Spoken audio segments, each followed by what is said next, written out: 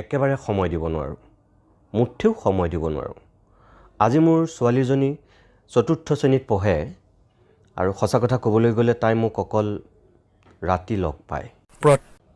2006 চনত মই বিয়া পাতিছিলোঁ আৰু সেই 2006 চনৰ 20 এপ্ৰিল মোৰ বিয়াৰ দিন আছিল।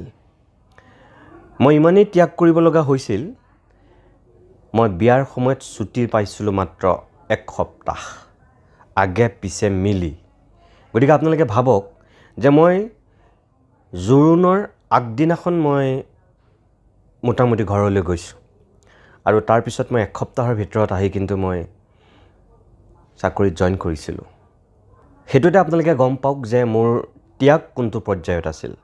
তাৰ পাছত নতুনকৈ বিয়া কৰোৱাৰ পিছত মোৰ লগত মোৰ জীৱন সংগী বা সহধৰ্মিনী আৰু মোৰ নিজৰ মতে মোৰ বান্ধৱী, মোৰ জীৱনৰ শ্ৰেষ্ঠ বান্ধৱী, তেওঁ মোৰ লগত বৰ বেছি দিন একেলগে আমি থাকিব পৰা নাছিলোঁ।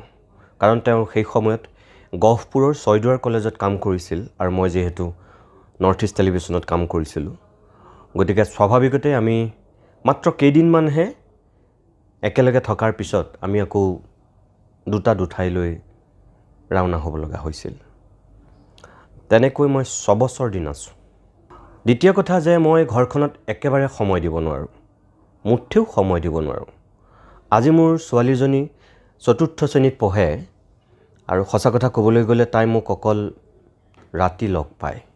ৰাতিপুৱা স্কুল যেতিয়া গুচি যায় তেতিয়া মই শুই থাকোঁ আৰু যেতিয়া স্কুলৰ পৰা আহে তেতিয়াতো মই ঘৰত নাথাকোঁ। গতিকে মোক অকণ ৰাতি লগ পায়, তাকো কেতিয়া? ৰাতি 11:30 বজাৰ পিছত, মাত্ৰ অকণমান সময়। গতিকে মই অকল ঘৰত শুবলৈ যাওঁ আৰু খাবলৈ যাওঁ।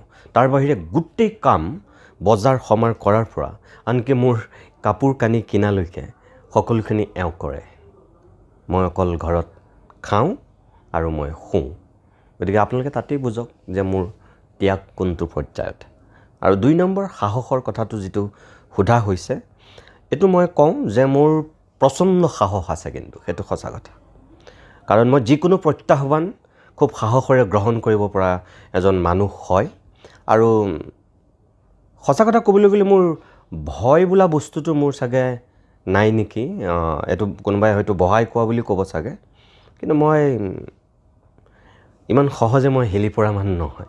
যিকোনো প্ৰত্যাহ্বান মই চেলেঞ্জ গ্ৰহণ কৰি ভাল পাওঁ আৰু মই সেই মুখামুখি হৈ ভাল পাওঁ। আৰু বিশেষকৈ ডাঙৰ চেলেঞ্জ বেছি ভাল লাগে।